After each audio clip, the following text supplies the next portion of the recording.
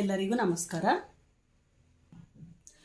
ಇವತ್ತಿನ ವಿಡಿಯೋದಿಂದ ನಾವು ಈಗ ರೀಸೆಂಟಾಗಿ ನಾನು ಬಿಗಿನರ್ಸ್ ಕ್ಲಾಸ್ ಅನ್ನೋದು ಸ್ಟಾರ್ಟ್ ಮಾಡಿದ್ದೀನಲ್ಲ, ಅದರಿಂದ ನಿಮಗೆ ಈ ವಿಡಿಯೋನ ನಾನು ಮಾಡ್ತಿದ್ದೀನಿ.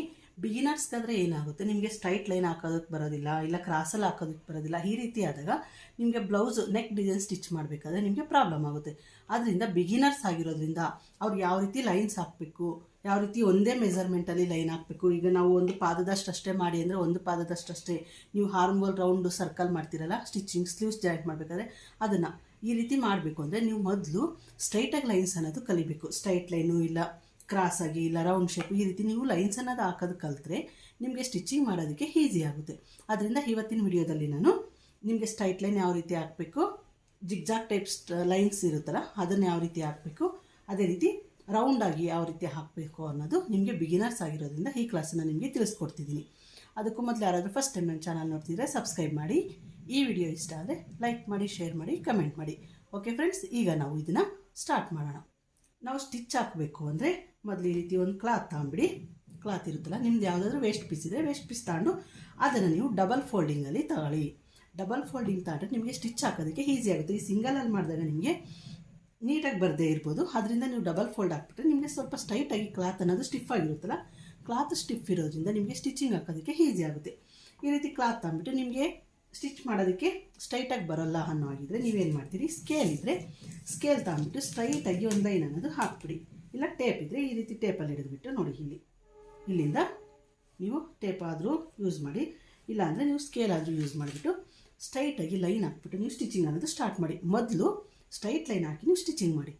ಇದಾದಮೇಲೆ ನೀವು ಒಂದು 2-3 4 ಲೈನ್ ಹಾಕ್ತಿದ್ದಂಗೂ ನಿಮಗೆ ಗೊತ್ತಾಗ್ಬಿಡುತ್ತೆ ಯಾವ ರೀತಿ ಸ್ಟ್ರೈಟ್ ಬಂತು ಅಂತ. ಅದಾದಮೇಲೆ ನೀವು 2-3 ಲೈನ್ ಸ್ಟಿಚ್ ಮಾಡಿದ್ಮೇಲೆ ನೀವು ಲೈನ್ ಇಲ್ಲದೆ ನೀವು ಸ್ಟಿಚಿಂಗ್ ಮಾಡಬೇಕಾಗುತ್ತೆ. ಅದನ್ನು ಯಾವ ರೀತಿ ಮಾಡ್ತೀರಿ ನೋಡಿ, ಇದಿರುತ್ತಲ್ಲ, ಇಲ್ಲಿ 2 ಪಾದ ಇರುತ್ತೆ, ಈ ಕಡೆ ಒಂದು ನೋಡಿ, ಈ ಸೈಡ್ ಒಂದು ಇರುತ್ತೆ. ಇದರಲ್ಲಿ ಈ ಪಾದದಷ್ಟು ಇದನ್ನು ಇಲ್ಲಿ ಕೆಳಗಡೆ ಇಡ್ತೀವಲ್ಲ ನಾವು ನೋಡಿ, ಇಲ್ಲಿಟ್ಟಾಗ ಈ ಪಾದದಷ್ಟು ನೀವು ಸ್ಟಿಚಿಂಗ್ ಮಾಡಬೇಕು. ಆ ರೀತಿ ಮಾಡಿದಾಗ ನಿಮಗೆ ನೆಕ್ ಅನ್ನೋದು ಬ್ಲೌಸು ಡ್ರೆಸ್ಸು ಸ್ಟಿಚ್ ಮಾಡಿದಾಗ ನಿಮಗೆ ಕರೆಕ್ಟ್ ಸ್ಟ್ರೈಟ್ ಲೈನ್ ಅನ್ನೋದು ಬರುತ್ತೆ. ಒಂದೇ ಕಚ್ಚು ಅಂದರೆ ಒಂದೇ ಸ್ಟ್ರೈಟಾಗಿ ನೀವು ಎಷ್ಟು ಕ್ಲಾತ್ ಸ್ಟಿಚ್ ಮಾಡಬೇಕು ಅಷ್ಟೇ ಅನ್ನೋದು ಬರುತ್ತೆ. ಅದರಿಂದ ಮೊದಲು ನೀವು ಪೇಪರಲ್ಲಿ ಟ್ರೈ ಮಾಡಿ. ಈಗ ಏನು ಮಾಡಬೇಕು, ಫಸ್ಟು ಸ್ಟ್ರೈಟಾಗಿ ಲೈನ್ ಅನ್ನೋದು ಹಾಕಿ. ಈಗ ಮೊದಲು ಈ ರೀತಿ ಹಿಡಿದು ನೋಡಿ, ಇಲ್ಲಿಂದ ಈ ರೀತಿ ಹಿಡಿದು ನೀಟಾಗಿ ಸ್ಟಿಚ್ ಆಗ್ತಾ ಬನ್ನಿ.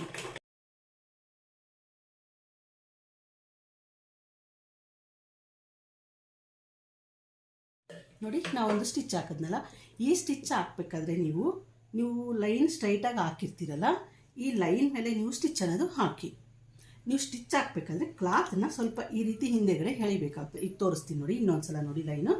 ಈಗ ನೋಡಿ, ಒಂದೇ ಲೈನ್ ಹಾಕಿದ್ದೆ ನಾನು, ಒಂದು ಲೈನಲ್ಲಿ ಅಷ್ಟೇ ನಾನು ಟೇಪಿಂದ ಮಾರ್ಕ್ ಮಾಡಿದ್ದೆ. ಈಗ ನೀವು ಸ್ಟಿಚ್ ಮಾಡಬೇಕು ಅಂದರೆ ಏನು ಮಾಡ್ತೀರಿ, ಈ ಪಾದ ಇರುತ್ತಲ್ಲ, ಈ ಪಾದದಷ್ಟೇ ಸ್ಟಿಚಿಂಗ್ ಅನ್ನೋದು ಹಾಕಿ. ಇಲ್ಲಿ ನೋಡಿ, ಇಲ್ಲಿ ತೋರಿಸ್ತೀನಿ, ಇಲ್ಲಿ ಲೈನ್ ಹಾಕಿರ್ತೀರಲ್ಲ, ಈ ಲೈನಿಗೆ ಕರೆಕ್ಟಾಗಿ ಪಾದ ಅನ್ನೋದು ಹಿಡೀರಿ. ಇಲ್ಲಿಂದ ಇಲ್ಲಿಗೆ ಈ ಕಡೆ ಸ್ಮಾಲ್ ಕಡೆ ಇರುತ್ತಲ್ಲ, ಈ ಸ್ಮಾಲ್ ಈ ಸೈಡು ಅದನ್ನು ಹಿಡಿದ್ಬಿಟ್ಟು ನೋಡಿ, ಈ ರೀತಿ ಸ್ಟ್ರೈಟ್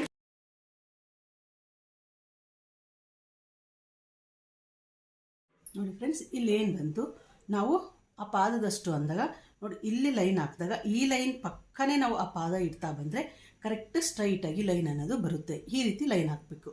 ನೀವು ಈ ರೀತಿ ಲೈನ್ ಹಾಕಬೇಕಾದ್ರೆ ನೀವು ಕ್ಲಾತ್ ಅನ್ನೋದು ಸ್ವಲ್ಪ ಈ ರೀತಿ ಕಾಟನ್ ಕ್ಲಾತ್ ತಗೊಂಡು ಸ್ಟಿಚ್ ಹಾಕಿ. ಪಾಲಿಸ್ಟರ್ ಈ ರೀತಿ ಆದರೆ ನಿಮಗೆ ಕ್ಲಾತ್ ಸುಕ್ಕಾಗುತ್ತೆ. ಕಾಟನ್ ಕ್ಲಾತ್ ಆದರೆ ನೀವು ಈಸಿಯಾಗಿ ಸ್ಟಿಚ್ ಮಾಡ್ಬೋದು. ಬಿಗಿನರ್ಸು ನೀವು ಸ್ಟಿಚಿಂಗ್ ಕಲಿಬೇಕು ಅಂದರೆ ಕಾಟನ್ ಕ್ಲಾತೇ ಆದಷ್ಟು ನೀವು ಪ್ರಿಪೇರ್ ಮಾಡಿ. ಓಕೆ, 2 ಲೈನ್ ಹಾಕೋದು. ಈ ರೀತಿ ನೀವು ಸ್ಟಿಚ್ ಮಾಡಿದಾಗ ನೀವು ಲಾಕ್ ಹಾಕಬೇಕಾಗುತ್ತೆ. ನೀವು ಲಾಕ್ ಹಾಕಿಲ್ಲ ಅಂದರೆ ಏನಾಗುತ್ತೆ ನೋಡಿ, ಇಲ್ಲಿ ನಾವು ಸ್ಟಿಚ್ ಮಾಡಿದ್ದೀವಲ್ಲ, ಸ್ಟಿಚ್ ಮಾಡಿದಾಗ ನೋಡಿ ಈ ರೀತಿ ಬಿಚ್ಚಿಬಿಡುತ್ತೆ, ದಾರ ಅನ್ನೋದು ಬಿಚ್ಚುತ್ತೆ. ನೀವೇನೇ ಸ್ಟಿಚ್ ಮಾಡಿದ್ರು ಅಷ್ಟೇ ದಾರ ಅನ್ನೋದು ಬಿಚ್ಚಿಬಿಡುತ್ತೆ. ಕೊನೆಯ ಸ್ಟಿಚ್ ಹಾಕಿದಾಗ ಫಿಟ್ಟಿಂಗ್ ಹಿಡಿದಾಗ, ಸ್ಲೀವ್ಸ್ ಫಿಟ್ಟಿಂಗ್ ಹಿಡಿದಾಗ ಬಿಚ್ಚುತ್ತೆ. ಅದರಿಂದ ನೀವು ಇಲ್ಲೇನು ಮಾಡಬೇಕು, ಲಾಕ್ ಅನ್ನೋದು ಮಾಡಬೇಕಾಗುತ್ತೆ. ಲಾಕ್ ಯಾವ ರೀತಿ ಮಾಡಬೇಕು ಅನ್ನೋದು ನಿಮಗೆ ಗೊತ್ತಿದ್ದರೆ ಓಕೆ, ಗೊತ್ತಿಲ್ಲ ಅಂದರೆ ಬಿಗಿನರ್ಸ್ ಏನು ಮಾಡ್ತೀರಿ, ಸಾದಾ ಮಿಷನ್ ಆದರೆ ನಾವು ಇದನ್ನು ಮೂವ್ ಮಾಡಿ ನಾವು ಹಾಕಬೇಕಾಗುತ್ತೆ. ಅದೇ ಸ್ಪೀಡ್ ಮಿಷನ್ ಆದರೆ ಕಾಲ ಹತ್ರನೇ ಇರುತ್ತೆ ಫ್ರೆಂಡ್ಸ್, ಅವರಿಗೆ ಅದನ್ನು ಮಾಡಬೇಕಾಗುತ್ತೆ. ಈಗ ಲಾಕ್ ಮಾಡಬೇಕು ಅಂದರೆ ಏನು ಮಾಡಬೇಕು, ಸೇಮ್ ಈ ಪಾದ ಈ ಸೈಡ್ ಇರುತ್ತಲ್ಲ ಸ್ಮಾಲ್ದು, ಅದಕ್ಕೆ ಕರೆಕ್ಟಾಗಿ ಈ ರೀತಿ ಇಟ್ಬಿಡಿ.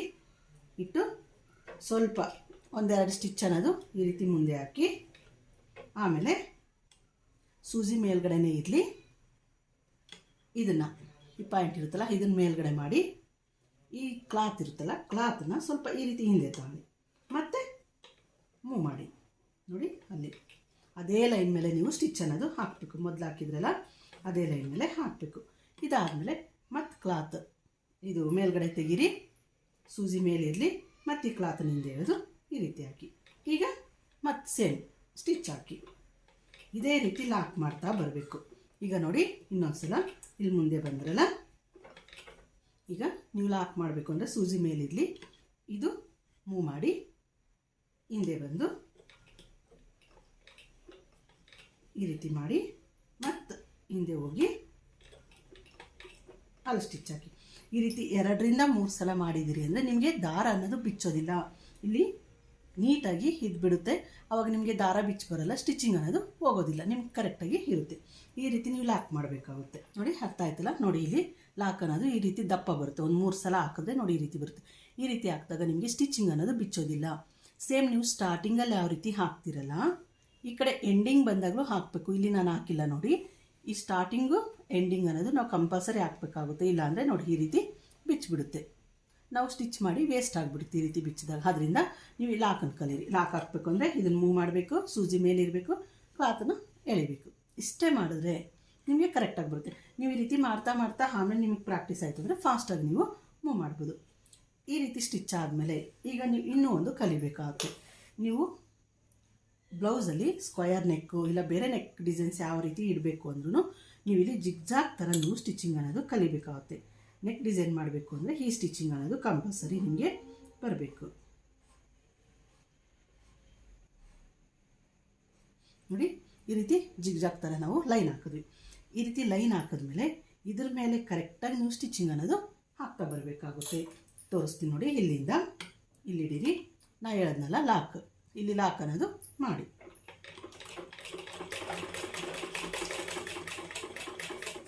ಲಾಕ್ ಮಾಡಿಬಿಟ್ಟು ಇಲ್ಲಿ ನಾವು ಟರ್ನಿಂಗ್ ಇಟ್ಟಿರ್ತೀವಿ ನೋಡಿ. ಕರೆಕ್ಟ್ ಈ ಮೂಲೆಗೆ ನೀವು ಸೂಜಿ ಅನ್ನೋದು ಇಡಬೇಕಾಗುತ್ತೆ. ಇಲ್ಲಿ ನೋಡಿರಿ ಈ ಪಾಯಿಂಟ್ ಇರುತ್ತಲ್ಲ, ಈ 2 ಲೈನು ಜಾಯಿಂಟ್ ಆಗಿರುತ್ತೆ ನೋಡಿ.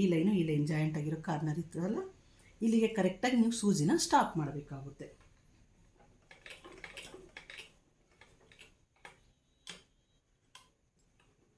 ಸೂಜಿ ಸ್ಟಾಪ್ ಮಾಡಿದ್ರಲ್ಲ, ಈಗ ಸೂಜಿ ಕೆಳಗಡೆನೇ ಇರಲಿ. ಇದನ್ನು ಮೇಲೆ ತೆಗೀರಿ. ಕ್ಲಾತನ್ನು ಈ ರೀತಿ ಟರ್ನ್ ಮಾಡಬೇಕು. ಟರ್ನ್ ಮಾಡಿಬಿಟ್ಟು ಈಗ ಸ್ಟಿಚ್ ಹಾಕಬೇಕು. ನಿಮಗೆ ಹ್ಯಾಂಡ್ ನೋಡಿ, ನಂದು ಹ್ಯಾಂಡ್ ನೋಡಿ ಯಾವ ರೀತಿ ಇಟ್ಟು ಸ್ಟಿಚ್ ಮಾಡಿರ್ತೀನಿ. ನಂದು ಹ್ಯಾಂಡ್ ಯಾವ ರೀತಿ ಇಟ್ಟು ಸ್ಟಿಚ್ ಮಾಡ್ತಿರ್ತೀನಿ ಅಂತ ಅಬ್ಸರ್ವ್ ಮಾಡಿ. ಈ ರೀತಿ ಇಟ್ಟು ನೀವು ಸ್ಟಿಚ್ ಮಾಡಿದ್ರಿ ಅಂದರೆ ಕ್ಲಾತ್ ಅನ್ನೋದು ಸುಕ್ ಬರೋದಿಲ್ಲ, ನೀಟಾಗಿ ಇರುತ್ತೆ. ಇಲ್ಲ ಅಂದರೆ ಕ್ಲಾತ್ ಅನ್ನೋದು ಸುಕ್ ಬರೋ ಚಾನ್ಸ್ ಇರುತ್ತೆ. ಅದರಿಂದ ಈ ರೀತಿ ಹಿಡಿದು ನೀಟಾಗಿ ಹಾಕಿ ನೋಡಿ. ಇಲ್ಲಿ ಸ್ಟಾಪ್ ಮಾಡಿದ್ವಿ. ಮತ್ತು ಸೂಜಿ ಕೆಳಗಿರಬೇಕು, ಇದನ್ನ ಮೇಲೆ ತೆಗಿಬೇಕು, ಕೈ ಈ ರೀತಿ ಇಡಬೇಕು. ನಿಮ್ಗೆ ಅರ್ಥ ಆಯ್ತಲ್ಲ ಇದು ಯಾವ ರೀತಿ ಸ್ಟಿಚ್ ಹಾಕಿದ್ವಿ ಅಂತ. ಸ್ಟ್ರೈಟ್ ಸ್ಟಿಚ್ ಆದರೂ ನಾವು ಕೈ ಯಾವ ರೀತಿ ಇಟ್ವಿ ಅಂತ ಅಬ್ಸರ್ವ್ ಮಾಡಿದ್ರಲ್ಲ ಒಂದ್ಸಲ. ಇದನ್ನು ಒಂದ್ಸಲ ತೋರಿಸ್ತೀನಿ ನೋಡಿ. ಈ ರೀತಿ ಹಿಡಿದಾಗ ಹ್ಯಾಂಡ್ ಅನ್ನೋದು ಈ ರೀತಿ ಹಿಡಿದು ಇಲ್ಲಿ ನೋಡಿ ನೀವು ಮಾಡ್ತಾ ಇದ್ದರೆ ಕ್ಲಾತ್ ಅನ್ನೋದು ರಿಂಕಲ್ ಬರೋದಿಲ್ಲ. ನೀವು ಸ್ಟಿಚ್ ಮಾಡಿದಾಗ ಈ ರೀತಿ ಹಾಕ್ಬೇಕು. ಈ ರೀತಿ ಹಾಕಬೇಕು. ನೀವು ಇದನ್ನು ಮಾಡಬೇಕಾದ್ರೂ ಅಷ್ಟೇ ಹ್ಯಾಂಡು ಈ 2 ಫಿಂಗರ್ ಮಧ್ಯೆ ಕ್ಲಾತ್ ಈ ರೀತಿ ಇಟ್ಟು ಸೂಜಿ ಸ್ಟಿಚ್ ಮಾಡಬೇಕಾದ್ರೆ ಈ 2 ಫಿಂಗರು ಈ ರೀತಿ ಇದ್ದು ಇಲ್ಲಿ ಸ್ಟಿಚ್ ಬರಬೇಕು. ಇನ್ನೂ ಒಂದು ಸ್ಟಿಚ್ ಮಾಡಿದಾಗ ನೀವು ಅಬ್ಸರ್ವ್ ಮಾಡಿ. ಈ ರೀತಿ ಮಾಡಿದಾಗ ನಿಮಗೆ ಕ್ಲಾತ್ ಎಲ್ಲೂ ಸುಕ್ ಬರೋದಿಲ್ಲ. ನೀವು ಸುಮ್ಮನೆ ಹಾಕ್ತಾ ಹೋದರೆ ಕ್ಲಾತ್ ಎಲ್ಲಾದರೂ ಸುಕ್ಕಾಯಿತು ಅಂದರೆ ನಿಮಗೆ ನೀಟಾಗಿ ಫಿನಿಶಿಂಗ್ ಅನ್ನೋದು ಬರೋದಿಲ್ಲ. ಅದರಿಂದ 2 ಫಿಂಗರ್ ಈ ರೀತಿ ಇಟ್ಟು ನೀವು ಸ್ಟಿಚಿಂಗ್ ಅನ್ನೋದು ಮಾಡಬೇಕಾಗುತ್ತೆ. ಬಿಗಿನರ್ಸು ಇದನ್ನು ಕಲೀರಿ. ಸೇಮ್ ಇದನ್ನು ಇನ್ನೊಂದು ಸಲ ಸೇಮ್ ಮಾರ್ಕ್ ಮಾಡಿ ಇಲ್ಲಿಂದ ಈ ರೀತಿ ಮಾರ್ಕ್ ಮಾಡಿಬಿಟ್ಟು ನೀವು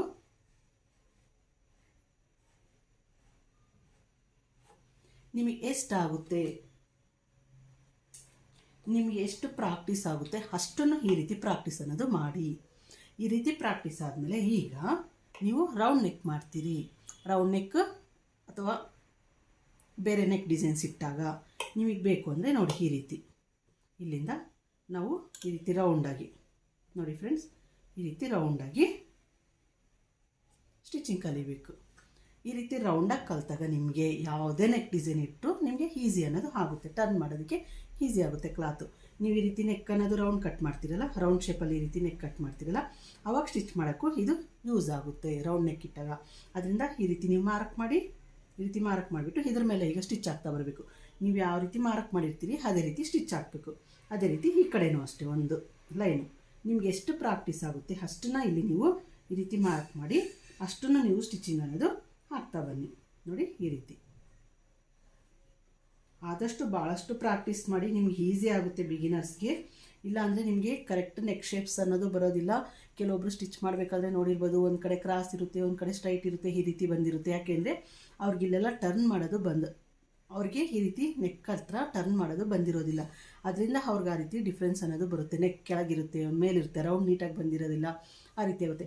ಅಂಥವ್ರು ಈ ರೀತಿ ನೀವು ಪ್ರಾಕ್ಟೀಸ್ ಮಾಡಿದಿರಿ ಅಂದರೆ ಕರೆಕ್ಟಾಗಿ ನಿಮಗೆ ನೆಕ್ ಅನ್ನೋದು ಬರುತ್ತೆ. ಇದನ್ನು ಯಾವ ರೀತಿ ಮಾಡಬೇಕು ಅಂದರೆ ಇಲ್ಲಿಂದ ಸ್ಟಾರ್ಟ್ ಮಾಡಿ ಸೇಮ್ ಲಾಕ್ ಮಾಡಿ. ಪ್ರತಿಯೊಂದಕ್ಕೂ ನೀವು ಲಾಕ್ ಅನ್ನೋದು ಮಾಡಬೇಕಾಗುತ್ತೆ.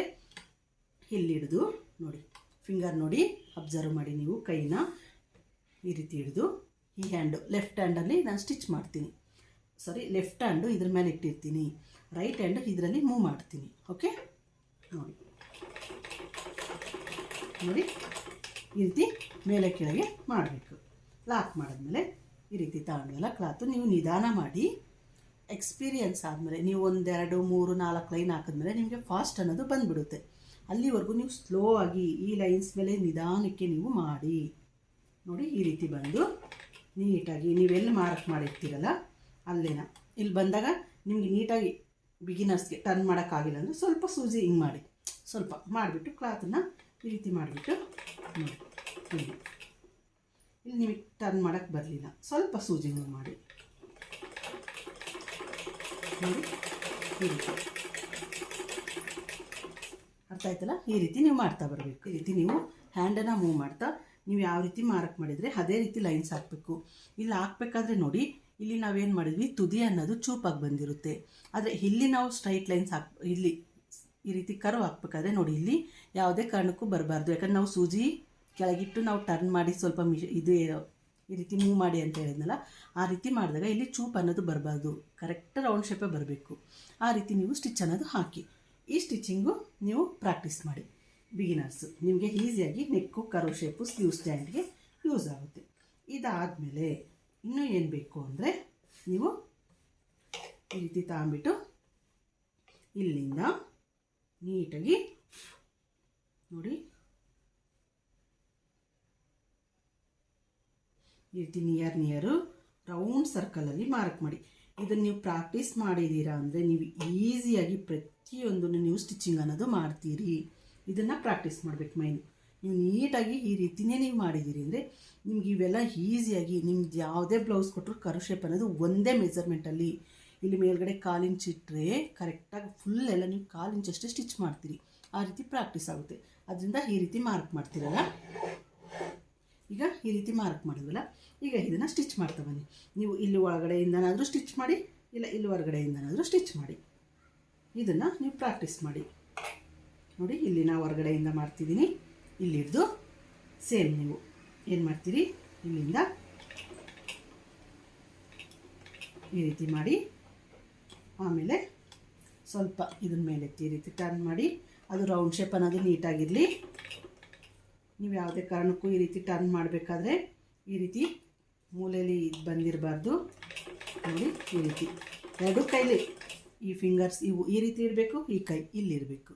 ಈ ರೀತಿ ಮಾಡ್ತಾ ನಿಧಾನಕ್ಕೆ ನೀವು ಸ್ಟಿಚಿಂಗ್ ಅನ್ನೋದು ಮಾಡ್ತಾ ಹೋಗಿ. ನೋಡಿ ನೀಟಾಗಿ ರೌಂಡ್ ಅನ್ನೋದು ಬರುತ್ತೆ. ನೋಡಿ ಫ್ರೆಂಡ್ಸ್, ಈ ರೀತಿ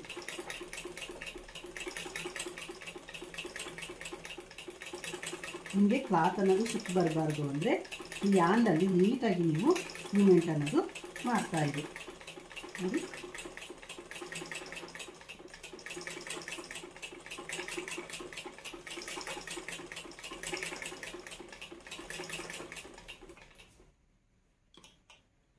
ನೋಡಿದ್ರಲ್ಲ ಎಷ್ಟು ನೀಟಾಗಿ ಬಂತು ಅಂತ. ನೋಡಿ ಸರ್ಕಲ್ ಈ ರೀತಿ ನೀವು ಎರಡೂ ಕೈಯಲ್ಲಿ ಕ್ಲಾತ್ ಅನ್ನೋದು ಮಾಡ್ತಾಯಿರಿ. ಇದು ಒಂದು ಸಲ ಸ್ಟಾರ್ಟ್ ಮಾಡಿದ್ಮೇಲೆ ಕಾಲಲ್ಲಿ ನಿಧಾನಕ್ಕೆ ಮಿಷನ್ ತುಳಿತೀರಿ. ನಿಧಾನ ಮೂವ್ ಮಾಡಿ, ಫಾಸ್ಟಾಗಂತೂ ತುಳಿಬೇಡ್ರಿ ಮಿಷನ್ನು. ಸ್ಲೋವಾಗಿ ತುಳಿತಾ ಇದನ್ನು ನೀವು ಎರಡೂ ಹ್ಯಾಂಡಲ್ಲು ಈ ರೀತಿ ಟರ್ನ್ ಮಾಡ್ತಾ ಬಂದರೆ ನಿಮಗೆ ಈಸಿಯಾಗಿ ಈ ರೌಂಡ್ ಶೇಪ್ ಅನ್ನೋದು ಬರುತ್ತೆ.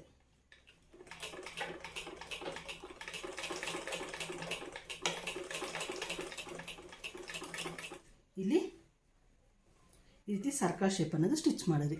ಸರ್ಕಲ್ ಶೇಪ್ ಸ್ಟಿಚ್ ಮಾಡಿದಾಗ ನಿಮಗೆ ಇಲ್ಲಿ ಕ್ಲಾತ್ ಸುಕ್ ಬರ್ದಂಗೆ ಇರಬೇಕು. ಅಂದರೆ ಈ ರೀತಿ ಹ್ಯಾಂಡ್ ಹಿಡಿದು ನೀಟಾಗಿ ನೀವು ಈ ರೀತಿ ಕೈಯಲ್ಲಿ ಮೂವ್ ಮಾಡ್ತಾ ಇರಬೇಕು. ಇಲ್ಲಿ ಸ್ಟಿಚ್ ಮಾಡ್ತಿರ್ತೀವಲ್ಲ ಸೂಜಿ ಹತ್ರ, ನಿಮ್ಗೆ ಯಾವ ರೀತಿ ರೌಂಡ್ ಬೇಕು ಈ ರೀತಿ ಮೂವ್ ಮಾಡ್ತಾ ಇದ್ದರೆ ನೀಟಾಗಿ ಸರ್ಕಲ್ ಅನ್ನೋದು ಬರುತ್ತೆ. ನೀವು ಇವನ್ನು ಪ್ರಾಕ್ಟೀಸ್ ಮಾಡಿ. ಏನು ಫಸ್ಟು ಸ್ಟ್ರೈಟ್ ಲೈನು, ಆಮೇಲೆ ಜಿಗ್ಜಾಗ್ ಸ್ಟೈಲು, ಅದೇ ರೀತಿ ಈ ರೀತಿ ನೀವು ಸ್ನೇಕ್ ಇರುತ್ತಲ್ಲ ಆ ರೀತಿ 1-2-3 ಲೈನ್ ಸ್ಟಿಚ್ ಮಾಡಿ ಇದನ್ನು ಒಂದು ಸ್ವಲ್ಪ ಪ್ರಾಕ್ಟೀಸ್ ಮಾಡಿ. ಇದಾದಮೇಲೆ ನೀವು ಬೇಕು ಅಂದರೆ ನೆಕ್, ನಿಮ್ಮದು ರೌಂಡ್ ನೆಕ್ ಇರುತ್ತಲ್ಲ ಇಲ್ಲಿ ರೌಂಡಾಗಿ ನೀವು ನೆಕ್ಕನ್ನು ಮಾರ್ಕ್ ಮಾಡಿ, ಸ್ಮಾಲಾಗಿ ಮಾರ್ಕ್ ಮಾಡಿ. ಈ ರೀತಿ ನೋಡಿ, ಇಲ್ಲಿಂದ ಈ ರೀತಿ ರೌಂಡಾಗಿ ಮಾರ್ಕ್ ಮಾಡಿ ರೌಂಡನ್ನು ಪ್ರಾಕ್ಟೀಸ್ ಮಾಡಿ ನೀವು. ಇದಾದಮೇಲೆ ಸ್ಕ್ವಯರ್ ನೆಕ್ಕು ಒಂದ್ಸಲ ಈ ರೀತಿ ನೀವು ಇದರಲ್ಲೇ ಚಾಕ್ ಪೀಸಲ್ಲಿ ಕ್ಲಾತ್ ತಗೊಂಡಿರ್ತೀರಲ್ಲ ಈ ರೀತಿ ಮಾರ್ಕ್ ಮಾಡಿಬಿಟ್ಟು ನಿಮಗೆ ಎಷ್ಟು ಬೇಕೋ ಅಷ್ಟು, ಯಾಕಂದರೆ ಈ ಮೂಲೆಯಲ್ಲಿ ನಿಮಗೆ ನೀಟಾಗಿ ಬರಬೇಕು. ನೀವು ನೆಕ್ಗೆ ಡಿಸೈನ್ ಇಡಬೇಕಾದ್ರೆ, ನೆಕ್ ಸ್ಕ್ವಯರ್ ಶೇಪ್ ಇಡಬೇಕು ಅಂದರೂ ಕರೆಕ್ಟ್ ಪಾಯಿಂಟ್ ಬಂದಿದ್ರೇ ನೆಕ್ಕು ನಿಮಗೆ ಸ್ಕ್ವಯರಲ್ಲಿ ನೀಟಾಗಿ ಕಾಣುತ್ತೆ. ಇಲ್ಲ ಅಂದರೆ ನಿಮಗೆ ನೀಟಾಗಿ ಸ್ಕ್ವಯರ್ ಥರ ಬರೋದಿಲ್ಲ ಅದು. ಅದರಿಂದ ಈ ರೀತಿ ಮಾರ್ಕ್ ಮಾಡಿಬಿಟ್ಟು ಇವನ್ನು ಪ್ರಾಕ್ಟೀಸ್ ಮಾಡಿ. ಇಲ್ಲಿ ರೌಂಡು ನೋಡಿ, ಇವನು ಅಷ್ಟೇ ನೀವು ನೀಟಾಗಿ ರೌಂಡ್ ಶೇಪ್ ಅನ್ನೋದು ಪ್ರಾಕ್ಟೀಸ್ ಮಾಡಿ. ಇದು ನೋಡಿ ರೌಂಡ್ ನೆಕ್. ನೀವು ಇನ್ನೂ ಸ್ವಲ್ಪ ದೊಡ್ಡದಾಗಿ ಮಾರ್ಕ್ ಮಾಡಿ ಬೇಕಿದ್ರೆ ಸ್ಟಿಚ್ ಮಾಡಿ.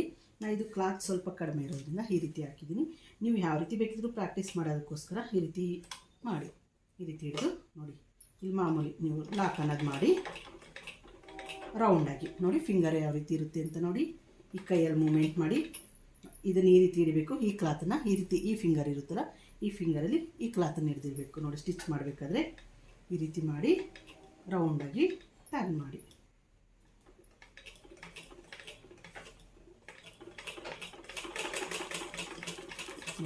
ಈ ರೀತಿ ನೀವು ರೌಂಡ್ ಶೇಪ್ ಅನ್ನೋದು ಮೊದಲು ಪ್ರಾಕ್ಟೀಸ್ ಮಾಡಿ. ಇದಾದಮೇಲೆ ನೀವಿಲ್ಲಿ ಸ್ಕ್ವಯರ್ ಇದನ್ನು ಪ್ರಾಕ್ಟೀಸ್ ಮಾಡಿ. ಈ ಕೆಲವೊಂದು ಈ ಸ್ಟಿಪ್ ಈಗ ನಾನು ತೋರಿಸಿದ್ನಲ್ಲ ಇವನು ಇಷ್ಟನ್ನು ನೀವು ಪ್ರಾಕ್ಟೀಸ್ ಮಾಡಿದ್ರಿ ಅಂದರೆ ಈ ಸ್ಟ್ರೈಟ್ ಲೈನ್ ಅನ್ನೋದು ಫಿಟ್ಟಿಂಗ್ ಕಡೆ ಬರುತ್ತೆ, ಸ್ಲೀವ್ ಸ್ಟ್ಯಾಂಡ್ ಕಡೆ ಬರುತ್ತೆ, ಈ ರೀತಿ ಆಗುತ್ತೆ. ನಿಮ್ಗೆ ಇವೆಲ್ಲನೂ ನಿಮಗೆ ನೆಕ್ ಡಿಸೈನ್ಸ್ ಇಡಬೇಕಾದ್ರೆ ನಿಮಗೆ ಸ್ಟ್ರೈಟ್ ಲೈನ್ ಅನ್ನೋದೆಲ್ಲ ನಿಮ್ಗೆ ಏನಾಗುತ್ತೆ ಸ್ಟಿಚ್ ಮಾಡೋದಕ್ಕೆ ಯೂಸ್ ಆಗುತ್ತೆ. ಈ ರೀತಿ ಬರುತ್ತಲ್ಲ ಜಿಗ್ಜಾಗು, ಇದು ನಿಮಗೆ ನೆಕ್ ಡಿಸೈನ್ಸ್ ಇಡೋದಕ್ಕೆ ಯೂಸ್ ಆಗುತ್ತೆ. ಅದೇ ರೀತಿ ಈ ಓವೆಲ್ ಶೇಪ್ ಇರುತ್ತಲ್ಲ ಇದು ಅಷ್ಟೇ ನಿಮಗೆ ಇದೇ ಸ್ನೇಕ್ ಥರ ಇರುತ್ತೆ. ಈ ಶೇಪು ನಿಮಗೆ ಸ್ಟಿಚ್ ಮಾಡೋದಕ್ಕೆ ಈಸಿ ಆಗುತ್ತೆ. ಈ ರೌಂಡ್ ಶೇಪ್ ಅಂತೂ ನಿಮಗೆ ಪ್ರತಿಯೊಂದು ನೆಕ್ ಡಿಸೈನ್ಗೂ ಯೂಸ್ ಆಗುತ್ತೆ. ಯಾವ ರೀತಿ ಟರ್ನ್ ಮಾಡಬೇಕು ಕ್ಲಾತ್ ಸುಕ್ಕಾಗ್ದಂಗೆ ಅಂತ ಯೂಸ್ ಆಗುತ್ತೆ ಇದನ್ನು. ಆಮೇಲೆ ರೌಂಡ್ ಶೇಪು ಸ್ಕ್ವೇರ್ ನೆಕ್ಕು ಇವನು ಪರ್ಫೆಕ್ಟಾಗಿ ನೀವು ಕಲ್ತ್ರಿ ಅಂದರೆ ನಿಮಗೆ ಈಸಿಯಾಗಿ ಸ್ಟಿಚಿಂಗ್ ಅನ್ನೋದು ಮಾಡ್ಬೋದು. ಮೈನ್ ನಮಗೆ ಸ್ಟಿಚ್ ಬೇಕಿರೋದು ಸ್ಟ್ರೈಟ್ ಲೈನು, ಜಿಗ್ಜಾಗ್, ಅದೇ ರೀತಿ ಈ ರೀತಿ ಬರುತ್ತಲ್ಲ ಸ್ನೇಕ್ ಥರ ಆ ರೀತಿ ಲೈನು, ಈ ಸರ್ಕಲ್, ಇವು 4 ಚೆನ್ನಾಗಿ ಪ್ರಾಕ್ಟೀಸ್ ಮಾಡಿರಿ ಅಂದರೆ ಆಟೋಮೆಟಿಕಲಿ ರೌಂಡು ಈ ಸ್ಕ್ವೇರ್ ಶೇಪು ಈಸಿಯಾಗಿ ನೀವು ಸ್ಟಿಚಿಂಗ್ ಅನ್ನೋದು ಮಾಡ್ಬೋದು. ಸ್ಕ್ವೇರ್ ಶೇಪ್ ಸ್ಟಿಚ್ ಮಾಡಬೇಕು ಆದರೂ ಅಷ್ಟೇ ಇಲ್ಲಿಂದ ಇಲ್ಲಿವರೆಗೂ ಸ್ಟ್ರೈಟ್ ಲೈನ್ ಹಾಕಿ ಇಲ್ಲಿ ಸೂಜಿ ಕೆಳಗೆ ಬಿಟ್ಟು ಕ್ಲಾತನ್ನು ಟರ್ನ್ ಮಾಡಿ ಇಲ್ಲಿವರೆಗೂ ಮಾಡಿ ಮತ್ತು ಸೇಮ್ ಸೂಜಿ ಕೆಳಗೆ ಬಿಟ್ಟು ಟರ್ನ್ ಮಾಡಿ ಇಲ್ಲಿವರೆಗೂ ಈ ರೀತಿ ಪ್ರಾಕ್ಟೀಸ್ ಮಾಡಬೇಕಾಗುತ್ತೆ. ಆದಷ್ಟು ಇದನ್ನು ಚೆನ್ನಾಗಿ ಪ್ರಾಕ್ಟೀಸ್ ಮಾಡಿ ನೀವು ಬಿಗಿನರ್ಸು ನಿಮಗೆ ಈಸಿಯಾಗಿ ಇಲ್ಲಿ ಸ್ಟಿಚಿಂಗ್ ಅನ್ನೋದು ಕಲಿಬೋದು. ಓಕೆ ಫ್ರೆಂಡ್ಸ್, ಈಗ ಬಿಗಿನರ್ಸ್ ಯಾವ ರೀತಿ ನೀವು ಲೈನ್ಸ್ ಅನ್ನೋದು ಪ್ರಾಕ್ಟೀಸ್ ಮಾಡಬೇಕು ಅಂತ ತಿಳಿಸಿದ್ನಲ್ಲ, ನೆಕ್ಸ್ಟ್ ವಿಡಿಯೋದಲ್ಲಿ ನಾನು